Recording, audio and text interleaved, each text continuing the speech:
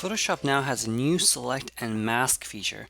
Now this feature is a little bit different because it does replace the refine edge and the refine mask feature that you may have been used to. To activate this is actually rather quite simple. We'll go into any of our selection tool options. I'm going to select a rectangular marquee, and you'll notice the select and mask button is now active. So I'll go and click on that. Once I do, now by default it shows you a onion skin mode. Now this onion skin mode is basically like a transparency, and that's why they call it onion skin, I assume, because onion skin has transparent layers a little bit. I think, at least that's why I assume they called it that. But anyways, let's just go with it. So first and foremost, you notice that under transparency, it shows you the transparent opacity of the layer itself. The first thing that we need to do is, let's say that we're going to extract him from the background. We are first and foremost going to select our first tool here, which allows us to select the option, and it's the quick selection tool. Now we can change our brush size over here, and then we will simply go ahead and begin doing a general selection.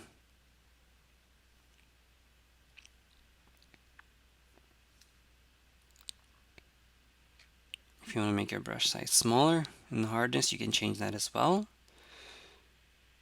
But by default, I think it does a pretty good job no matter what brush size you pick, as long as it's within the confines of the selection. Now that we've done our selection, you notice that it has done a pretty good job overall.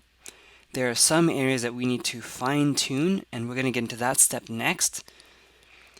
So if I change my transparency, you'll notice that, oh, you know what? It did a good job except for these little strands of hairs that are going to the background. We want to bring back. Maybe we can do that. It also gives us a few different views. So if we click on overlay, we see that we can change the color of it. We can select a black, red, whatever we want. So let's select blue for now, because I think blue is a very pleasing color visually to look at when we're looking at our mistakes. Okay, so the first thing to note is my workflow is usually selecting a general area like we've done, coming over and clicking on overlay, and then now we'll go ahead and go to our next tool, which is the refine area. So I can click on that, and I can brush over the other parts that I want included. And you notice that the color of that hair comes back. And click on the rest of it, and that background begins to go away. I think they've improved this section quite a bit from the previous version, which is great. And then we'll go across the hair. And you can see that I'm not really being really careful either. I'm doing a pretty lenient job with exactly how much I'm selecting and how much I'm applying the brush to. So it does hold accountable quite a bit with the engine itself, without you leaving the user to figure out exactly how much to do, which I like, because I want to do as less as possible with the max amount of results.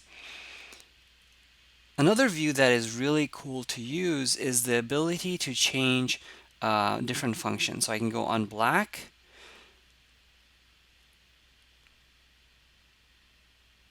and if the refined edge feature doesn't work very well, I can go back to my selection process. I can say minus, which takes away from the selection. I can change my brush size, and then quickly just go in and, so let's see if that works. Voila! So it takes away that little area as well, and so it gives Photoshop a better means of adding or removing selections. I'll remove some of that too. Let's see if it works. Not so much. Let's see if I can refine it again and get it really good. And that's better. Now I'll go up. I'll do the same thing maybe here. Let's see if that works. This is definitely hit or miss. Now let's say that you want to be really precise, right? Let's say that maybe it's not good enough. Well, you can override it with a manual brush. This third brush here is the actual brush that allows you to add or take away from selections.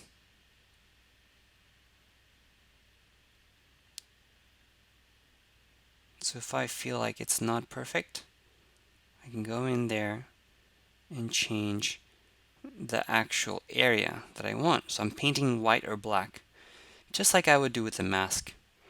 I could obviously leave that once I export this and bring it to Photoshop, but it's good to know that this option exists. So let's say that's good enough for now, and then I can go further. I can also change my transparency on white, which I think would be good, because if I'm going to change this to another background, it's going to be a bright background, so I don't have to worry too much about every single little pixel. So here we go. You can see a before and after of the hair. Obviously, there are some areas that are still a little bit opaque, which is kind of good, because if you have backlight, you kind of want some transparency to be in the hair. And the refine filter, the refine edge brush, or the refine brush itself did a great job of actually making some of those selections for me. Another option that we have here, let me put on black really quick, is this smooth. So what that does is kind of blurs the mask itself, which I personally don't think is a good idea, because when you see the progress as it loads, it just makes a mess of the mask. The feather does kind of the same thing. It kind of feathers the mask outwards globally. Contrast, in case it's too soft of the selection, you can increase the contrast, and that's going to amplify the contrast of the selection, so let's not do that. This shift edge is really useful sometimes. It's going to bring the mask outward or inward without adjusting the contrast level of the selection. So you can see it completely brings it in if I go into the minus. And if I quickly just double click, it goes back to 0%. Maybe I can add a little bit, maybe minus like 7, and it brings it in just a touch. So let's go back to on white, and I think that looks pretty good. It made a selection, it did a good job. Edge detection, automatically I would leave as is unless there's a reason to change this. But what edge detection is the selection that it makes with this brush itself. It has a default setting.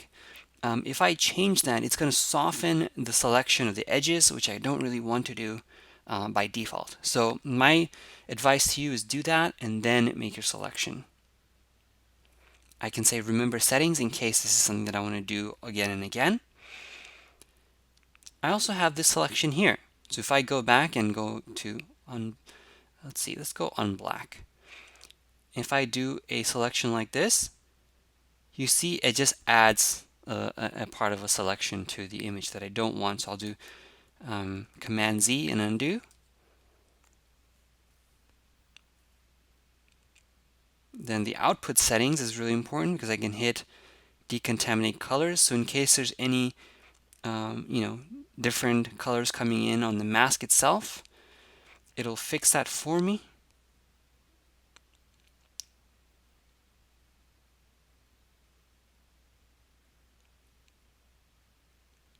So the edges of the mask take away some of that blue color that was there.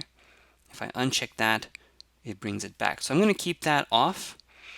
I'm going to say either a new layer with mask or a layer mask. So I'll say new layer, I'll say layer mask.